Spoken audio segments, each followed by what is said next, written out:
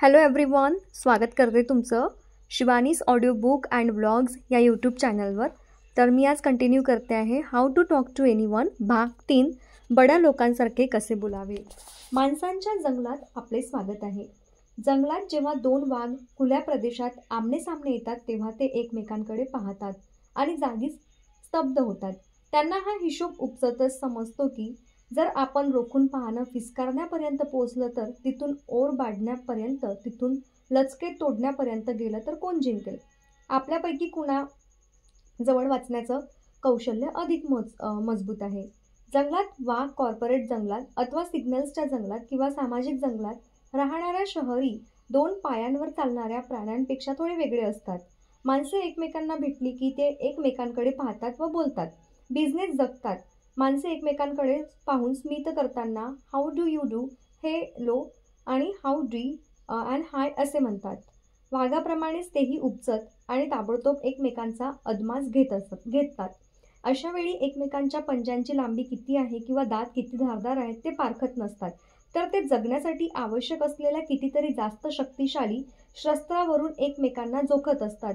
ते शस्त्र म्हणजे संवाद कौशल्य। हे सर्वप्रथम कुणी सिद्ध केले त्याचे नाव त्यांना माहिती नसते, पण त्यातून एक वास्तव त्यांना समजते। आयुष्यात यशस्वी झालेल्या माणसाच्या यशामध्ये 85% वाटा त्यांच्या संवाद कौशल्यांचा असतो। त्यांना कदाचित US सेन्सस ब्युरोच्या अलीकडे झालेल्या सर्वेक्षणाबद्दल माहिती नसेल। या सर्वेक्षणात असे दिसून आले की उमेदवारांची निवड करताना नियोक्ते शिक्षण व अनुभव व प्रशिक्षण यापेक्षा उत्तम संवाद कौशल्ये व कृती यांना अधिक महत्त्व देतात। संवाद कौशल्ये माणसाला उंचीवर नेऊ शकतात, ही गोष्ट ते जाणतात। त्यामुळे सहज संभाषण दरम्यान एकमेकांचे बारकाईने निरीक्षण करण्यामुळे दोन्ही बाजूंना मानवी जंगलातील बब्बरशेर कोण आहे हे लगेच समजते। लोकांना कोण महत्त्वाची व्यक्ती आहे हे ओळखायला अजिबात वेळ लागत नाही। एखादे घिसेपिटे वाक्य, एखादा असंवेदनशील शेरा, एखादी अति उतावळी प्रतिक्रिया यांमुळे व्यावसायिक अथवा व्यक्तिगत स्तरावर तुमची पदान्वती होते।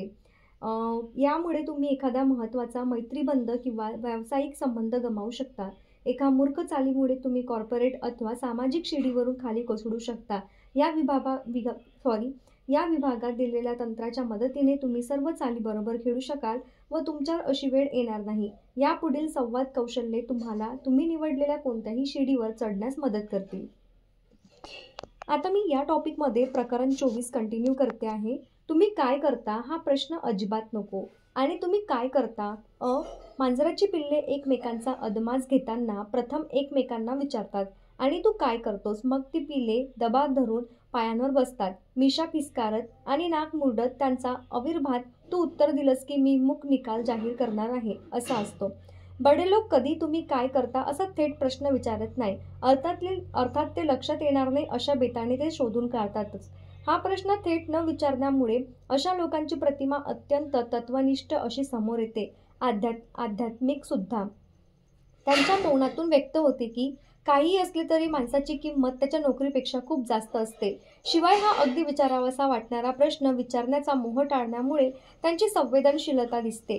सध्याच्या काळात कंपन्यांच्या बदलत्या रंगरूप आकारात अशी थेट चौकशी माणसाला अस्वस्थ करते।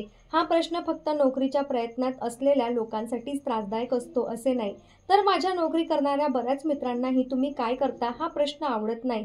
यातला एक जण स्वविच्छेदनाचे काम करतो तर एक जण कर संकलनाचे काम करणारा एजंट आहे।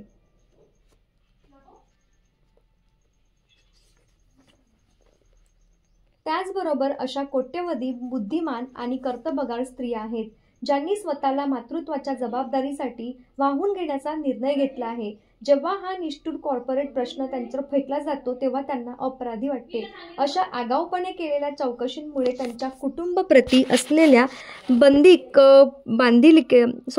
बांधिलकीला कमी लेखले जाते। त्या स्त्रियांनी या प्रश्नाचे उत्तर काही दिले नाही तरी समोरचा माणूस ते मी फक्त गृहिणी आहे असे ऐकणार या गोष्टीची त्यांना भय वाटत असते।